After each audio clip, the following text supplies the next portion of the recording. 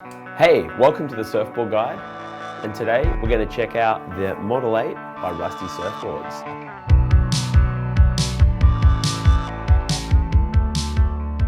The Model 8 that I've been riding is a stock 6.0, which comes in at 6.0 by 19 by 2.32, which is exactly 28.8 litres, and is in Rusty's new torsion spring technology. So the Model 8 is a fairly new model by Rusty, which is loosely based off a model they had that was quite popular called the Sister Brother. A lot of people had it, very popular, lots of lineups. All of them had like a little black dip on the nose and you saw them everywhere you went. I rode that board a few years ago and I actually found it a little bit easier to surf and I've really enjoyed surfing it. But I'll talk a little bit about the torsion spring technology. So Rusty have this, which has a stringless core and it has carbon Kevlar strips down each rail, as you can see.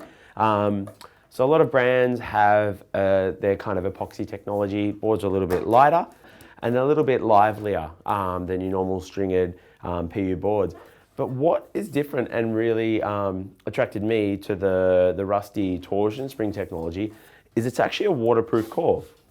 So to test that, I actually cracked the tail on my way home from picking up the board and I've never fixed it. There's no water in the board and there's no damage and it surfs like there's nothing wrong with it. So, it's great. You probably should fix all your dings and keep your boards in good condition. But if you're an Indo or somewhere, you know what I mean, you split your rail, especially in an epoxy board that generally don't like water, you don't need to run off to get this thing fixed immediately, which I thought was pretty cool. And it's been really good. Well, I've been surfing the Model 8 for a little while now. I actually got it and I was chatting with the shaper and we weren't really sure because I normally ride 29 to 30 litres and it was 28.8 and I'm one of those people that get a little bit weird about numbers and stuff and sometimes I just want them to write the right number on it even if it isn't, and that works for me.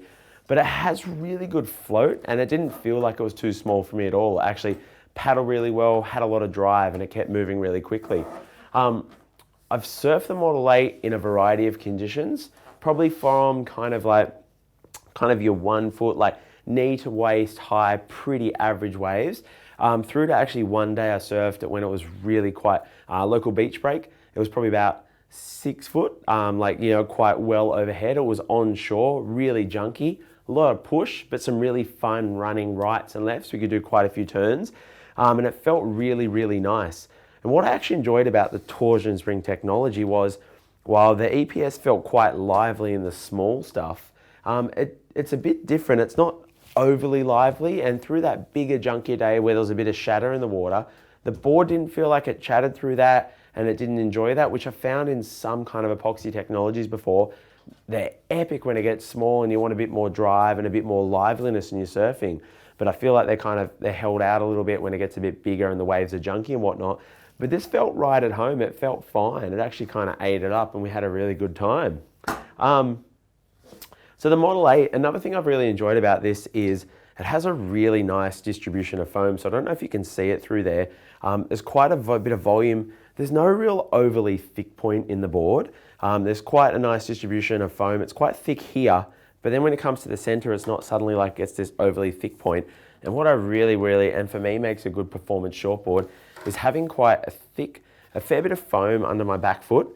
For me personally, I feel like it keeps the board moving, keeps the boards really drivey, and it keeps them easier to surf because I feel like I don't have to move up the board too much to get drive and pace. I can actually set my foot back right over the fins, and it's really easy to surf. And what I enjoyed about the Model 8 was I had that foam under my back foot and it made the board really easy to surf. Flipping over the Model 8, it has on the bottom a single concave through the bottom.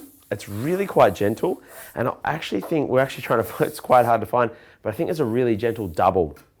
It comes through the middle and out through the tail. Nothing too aggressive, just some really simple bottom curves that keep the board moving and keep it really easy to surf. Flipping over the Model 8, this has FCS2, so it was a good opportunity to try a different fin. So when I got the torsion spring just to see how it felt, I actually started with the large AM, which is a fin I'm used to. Feels really good, and it gives me a bit of a gauge for how a board's going to feel because it's something I'm used to and I can kind of work through from there. But I've actually been really keen to check out the fanning fin. I see a lot of people riding it, people love it, it's got raving reviews, and I really enjoyed it. So it was a good fin. The two felt really good. But I must say, I actually kind of sat on this a bit more, and this was the fin that I probably enjoyed out of the two the most. It's quite easy to surf, it turns really well, it keeps a lot of pace, and it's quite drivey, and it worked really well in the torsion spring. Overall, the Model 8 in the torsion spring technology has been a lot of fun. It's a really forgiving, high-performance shortboard that I think a lot of surfers could ride, but probably aim more to your intermediate to advanced surfer who wants something that is quite forgiving, can surf across a variety of conditions from pretty average beach breaks through to some of your kind of heavier local, reefs or whatever, or when your local spot gets kind of good. And the torsion spring technology is a really great invention, because I know there's lots of times where I've been out in the middle of nowhere on a boat trip or something like that. I put a ding in a board and then it's unusable for the rest of the trip. So having something that's waterproof and you can keep surfing until you can get back to repair it is epic. So I think it's kind of every surfer's dream. It's been a lot of fun surfing the Model 8, and hopefully you get a chance to check one out. Thanks so much for watching. Hey, thanks so much for watching today. If you like what you saw, it'd be greatly appreciated if you could hit like. If you want to see more of what we're doing, it'd be greatly appreciated if you could subscribe.